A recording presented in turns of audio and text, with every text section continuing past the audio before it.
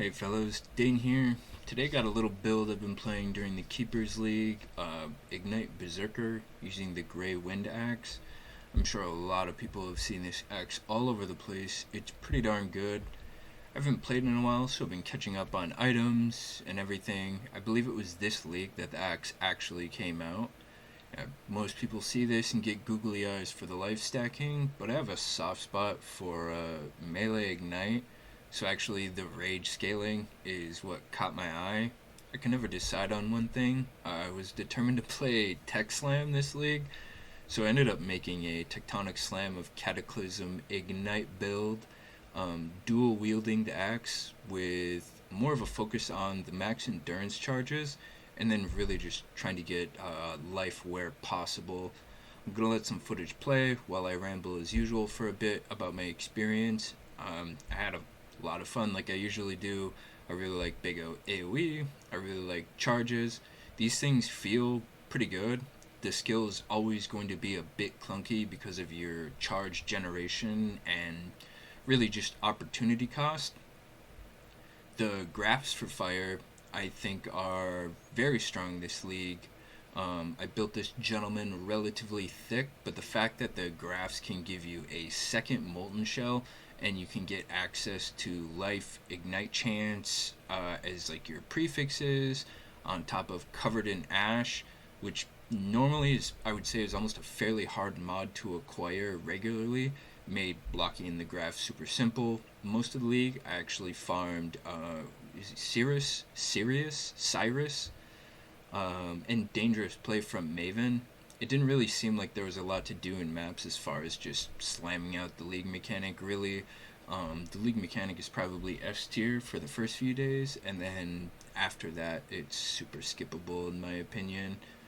It's been about a year since I played, so I got to experience the tier 16.5 maps, which I think are actually an awesome addition to mapping and really just great with all the mapping strategies, 8 mod, delirious maps, and just being able to have non cancerous layouts in a really thick map is just a good thing.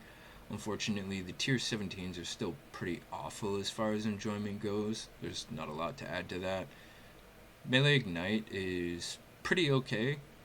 It's playable, but every time I play elemental builds, I'm kind of reminded at how, I don't know, ballooned, I guess you say, your damage is. You know, most of the time, Whispers of Doom is going to be your anoint of choice, and then you're probably going to be running like a dot tincture as well. Without that, depending on your damage, depending on your setup, your damage could feel super lacking depending on your map mods, especially like a hexproof or something like that. And since this is Ignite slams, until your gear hits probably a certain threshold of damage, slams that aren't empowered by Fist of War or enough exerts or endurance charges can feel pretty bad. But the point of scaling up your guys to be able to power through those low points that can happen in a map while you're clearing trash, whatever, and then high rolling on a boss is not exactly difficult. Fist of War just needs to be up, not a huge problem. So enough babbling and stuttering, let's get into the POB. I'll try and keep the yapping down to some core points, show you how it's put together, what makes it tick, and how to drop the cost of this build so you can get playing it on a relatively cheap budget. Alright, hard cut to the POB, and the first thing you're probably thinking is, why is his damage so low? It is 13 with 3 million burning ground, but if your war cries are lined up, oh, look at that. You're basically dot capped. And then you have 7 million burning ground DPS, which is definitely not too bad. You might be thinking, well, your war cries never lined up. Well, they are basically all the time. On the auto exertions here, you're looking at about 3 seconds, and then the manual cries, which I don't have an issue pressing, are about 3.7. If you want a better idea of what your average is actually going to look like, it's probably going to be closer to like 18. I'm running triple rings. When I didn't run triple rings, I just ran double exerts, and I didn't care about this mastery. In fact, I didn't even have any of this, and I took more speed because that's what worked for me at the time. Interesting synergy with your war cries being able to exert travel skills is at this level of, I don't know what you would say, damage or gear, because of the Grey Wind Axe and everything going on, your Leaf Slam will kill mobs. But most importantly, because of the Jug Jewels, Enduring Composure, and Exorable, jumping around will spike your endurance charges. So even as you're clearing through a map, let's say you're kind of like speed running Conquerors or whatever you want to do, just jump, slam, jump, slam, whatever, you're pretty much always going to be at 12. I don't really have an issue with any charge generation. I'm fine with it as it is. So this works for me. Mob Mentality also helps give you that little chance to get those sweet endurance charges. And Frenzies on bosses like your, I don't know, your Dangerous Plays, your Elders, your whatever. You have a healthy average of 2. So, pretty good. I would say worth. This is your Onslaught. This, like every slam build that ever existed, uses the Echoes of Creation, Corrupted Soul, Divine Shield, a combination of all time to just give you another layer of defense. You have the Energy Shield. Regen is pretty helpful on Berserker. Hardy to kind of offset his degen. And then there's a couple OK nodes here. You could use an Impossible Escape right here on Avatar of Fire, and you could scoop this, and you would have access to these 2 nodes if you wished. Now, going off of the Impossible Escape thing, I will give an honorable mention to Elegant Hubris, because if you wanted, you could run an Elegant Hubris, which has, I believe, Chaos Res, 10% Frenzy on hit, which is pretty good. I believe it has some type of generic fire damage, but most importantly, it also has the line, gain an endurance charge every second if you've been hit recently. So this is 3, right? And you could run 4, 5, potentially 6 endurance charges per second. And you could run this flask as well, which I did for a while before I gave up utility flasks, to give you another one, and you could put the enchantment on this, activate when you hit like a rare unique enemy, whatever. So I run 3. I've ran 4 per second, but you can get as high as 5, 6, 7 endurance charges per second if you wanted. If you ran even more Enduring Composures, you could shoot for the freaking moon as far as endurance charges goes. But I called it at that. The tree isn't super special. Cluster Jewels, res.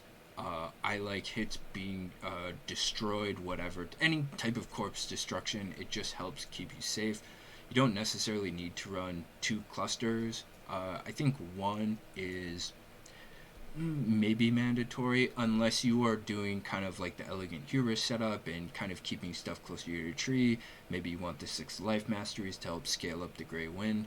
That is all you. Fuel the Fight on a, I think you want to use damage with hits and ailments with axe and sword, I believe is the one. So the small nodes will actually scale up your dot damage a little bit, but you could get mana leech through that. Instead, I just do damage taken as recoup, and then you can have the attack damage leech as life, and you're pretty much firing away already. A little bit of ignite chance here, and I don't think there's anything else super special or spectacular about this tree. Nothing else to mention. The ignite chance with the graphs, I have ignite chance on both of mine. It is 93 before flammability and before the tincture. So it's pretty much capped for mapping. 2 axes, helmet of all time. We got a chest here. It could be a lot better, but there's also the option of 10% reduced critical strike damage taken per endurance charge, and crafting on that for a rare chest. You could use ambush charge if you so pleased. Insanity gloves. Breach can just poop you out like a 5 or 6 T1 mod item if you want. I wanted more leap slam speed. I have fire exposure on this. Even though the axes give fire exposure, these axes say nearby.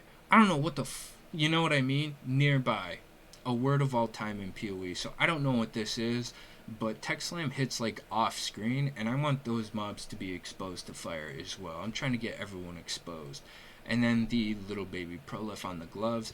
But if you are running like heavy beyond and those types of elbow to elbow mobs in the map, I would maybe consider just using like the Prolift gem, because I believe that's what kind of makes the like hot zone to kill mobs. So when the Beyond pops up, they'll just melt right away. Boots mandatory, +1 on these. Definitely not mandatory. Ashes, you could use a different amulet, but I think Ashes is pretty darn good, especially with getting so much quality on all of your war cries and everything like that. And this amulet is the lowest I've seen it be in price since the amulet came out. Calandra's Touch, quite cheap this league, not necessary. 2 endurance charge rings, definitely not necessary. There ain't nothing wrong with using a couple of comb signs, you know what I'm saying? Ain't nothing wrong with that. And then Diadem Dawn to give you ignite damage because it is the ignite belt. Ashbark Tincture, dot damage. Huge surprise. But when I'm mapping, I like to use this one to jump around a little bit faster. This is covered in ash, and this is your second molten shell.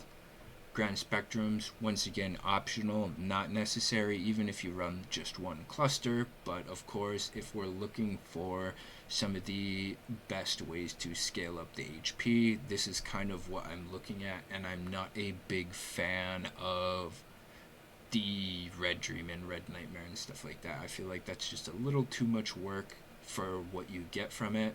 Sublime Vision for the +1, the other Forbidden Flesh here, and I think that covers all the jewels. Just a quick rundown, all the gear here, and a couple alternative options. Thickness, relatively okay, 37 fizz max hit, and if you turn on, where is that stupid button? Molten Shell, you're looking at about 53. But remember, you have 2 molten shells, so these kind of like your uptime between molten shell and the purple molten shell is pretty darn good. Even though you chew through a little bit of it with your exerts and everything, I think it's quite good. These are the gems that I use for Tech Slam. If you notice, I don't use any singular gem that lowers or pretty much like does not give me average hit damage, if that makes sense. One thing I've always had an issue with as far as melee ignite builds is if you do too many of those gems and you're only looking at the sheet DPS as far as your ignite goes, you are going to kill your ability to get fortify on bosses and things like that. If you ran like the, I don't know, Deadly Ailments and Swift Affliction, I don't got no dex for that. I'm not agile. So I'm a red boy. I like to use all red gems. As far as that is concerned, I will give an honorable mention on the tree to Concussive Force. This is something I always want to run. I've ran it in the past. For the amount of points, it's, for me, it feels like kind of a tough ask unless you really are going to get something juicy out of one of these frickin' masteries, which is like, yeah, 4 for a click is okay, but this is the money here. If you didn't run Whispers of Doom, I think this would be honestly kind of a nice anoint.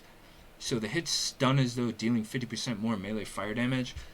From what I understand, this is going to put you back into full or even beyond full stun territory, because ranged and elemental both get penalties to stun, and this will put you back into like full strength, and then ignites from the stunning melee hits do 20% more damage. This is really great. I stun most things as it is, so I don't need Ruthless, but once again, you could throw Ruthless in one of these and it would do really well. The only thing I would say is the Ruthless hits and the, I don't know, the Fist of War, that can be like a little weird to line up. So in that case, I think it's kind of a useless gem. And then as far as when you're mapping, how many of your hits are actually Ruthless? You should just be one-shotting the screen. So it's so in the same breath, I would say it's a good gem, and I would also say it's a mid gem. Blood Rage, Speed, these are the war cries. I run Urgent Orders with Admonisher for that sweet, juicy war cry speed. your Battle Mage's Cry curse setup with Flame Surge, and then a couple auto exertions. You could move things around and drop gems, like you could drop in Urgent Orders, and you could just switch this around and do 3 War Cries in the auto exerts, and you could have a gem back if you drop the Urgent Orders. Maybe you run Combustion on something. I don't really know, and I guess I don't really care. I like this setup the best because Seismic Cry gives you more armor, and even at 10 Warcry power, you cannot take this armor away from me. I will always hit manual Warcries that give sicko mode buffs like this, and the Rallying Cry you don't really want on auto exertion anyways, even though you don't particularly get a lot out of it without like a Herald of Purity or anything like that.